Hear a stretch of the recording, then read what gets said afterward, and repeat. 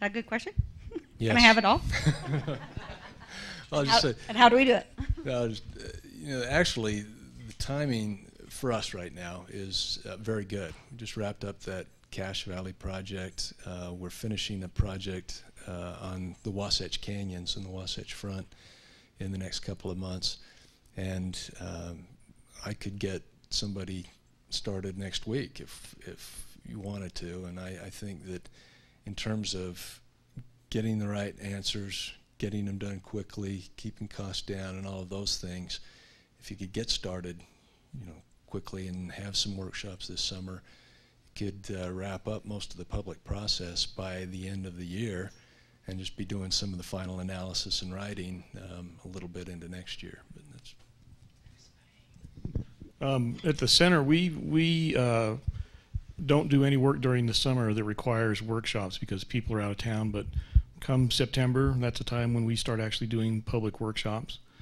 And as far as my organization goes, all of our funding has been consumed by the projects that we're working on right now. Normally, we can bring anywhere between 25 and 50% of the expense of a project to the table, and then our partners, our communities, bring the match for that. But our monies, which I think we may have talked about already, are already dedicated for this year. And I'm not sure that we would have the manpower to actually come up and do something at this point. But there's a vast difference in expense between what an Envision project is and what ours would be. And so we're considerably less expensive, but then we're not comprehensive. We're taking a look at a small subject that has a big impact for a lot of communities. And that may not be what you're looking for right now. So looking at these wall minutes, and I apologize for being late, have you gone through enough of your mission statements and setting goals and objectives so that you can make a bridge between what your current thinking is, having listened to this group of people, to get to a point where you could write an RFP or have Alan generate an RFP that actually responds to what you think your values and goals are right now? Have you, as a community, done that, or are you looking for that process to be facilitated by an outfit like Alan's, for instance? I mean, it seems like, before you can really get going, you've got to have your thinking to the point it's clear enough that you could write an RFP and send that out so that people can give you proposals. So have you gotten that far? I would say probably not. We've been gathering as, kind of getting the group not more refined, but actually bringing more people in as we've gone. And I think that's probably, my guess is that our next step is really to form that steering committee to say where do we want to go and exactly, do we want to try and set up a contract or an RFP or whatever with an organization and to move forward. And that's what I was hoping that we'll get to this afternoon, is talk about how we'd put that organization together to get down to some of that nitty-gritty. I think we've developed our needs. We know a lot of what the issues are, and the general consensus is to go forward with some type of planning. We haven't taken a vote or anything during the day, and would probably open that up. But let me just tie one more thing in here between the two of you and the processes you have. If there's a lot of public process, Marcy keeps reminding me that there's only so much we can get out of the people. They're only going to come to so many meetings. So can the right questions be asked as we develop an Envision process that helps build into what we would need if we're actually going to try to develop an open space plan, assuming that it's one of our circles when we're done? Or do we go through a whole visioning process and do that and then wait and then come back and bring people together to talk specifically about open space and trails? In my experience, it's been both ways. I've gone in more often than not as a standalone organization and just deal with these open space issues and development patterns and so on and so forth. And then, as we talked about during lunch, working with Forum Tomorrow saved us a lot of legwork, because Envision set the stage.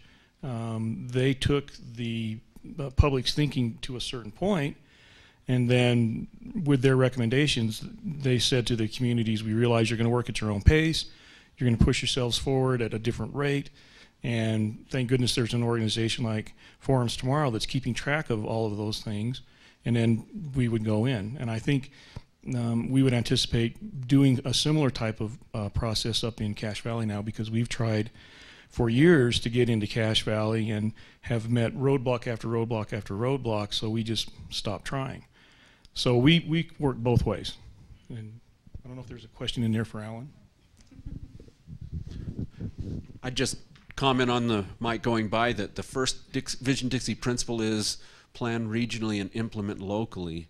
So the model that we see working is what was just described. You set the vision model up and then dive into the communities with this more specific planning. From Rivers and Trails perspective, regional planning really helps frame where trails master planning and open space planning occurs for us. Oftentimes that regional planning has not been completed, and so we end up trying to have to cover those issues as well as trails issues and open space issues, and that's definitely not as comprehensive as you would like to cover over there with your comments and other comments. The woman that left, on some of the comments that she had from the development standpoint, a lot of ordinance types and planning issues come forward that can't be addressed. And so from our perspective, if comprehensive planning's completed first, it allows the framework for trails and open space planning, and it's really important. And I'm just so excited that this region's even thinking of that, because it's such a rare opportunity. So I commend Claudia and the Regional Commission for even thinking this forward thinking.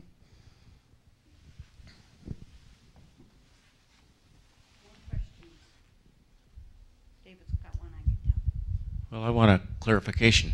What I just heard, I thought, was that if the steering committee, if the commissioners and the mayors say, yes, let's go ahead, let's write an RFP, and just for grins, we'll say they pick Envision Utah, both Green Space Design and RTCA would rather wait until that process is finished?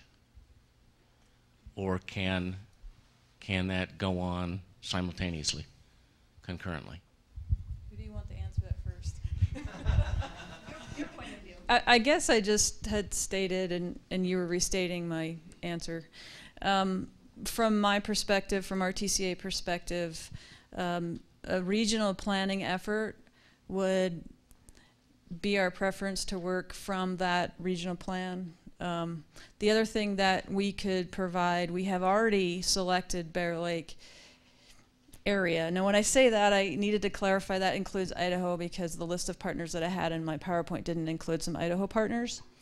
But this area, and we do service Southern Idaho, and actually we have another RTCA person that is assisting that covers Idaho, and so we have 2 full-time planners available to assist on this project, but we would prefer it falls underneath regional planning and would assist after that regional planning's completed on trail master planning, and if we needed to cover some open space, we could assist on that as well. But we would prefer to wait.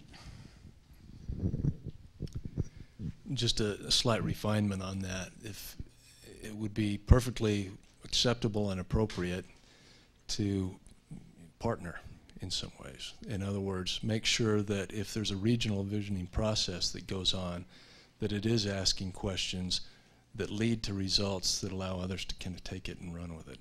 So I wouldn't just do a process in a vacuum and then have others jump in later. I think there ought to be a lot of communication early on to make sure that we're taking best advantage of the public input, and as you said, not creating public involvement fatigue in the process, but accomplishing as much as possible in as few series of processes as possible.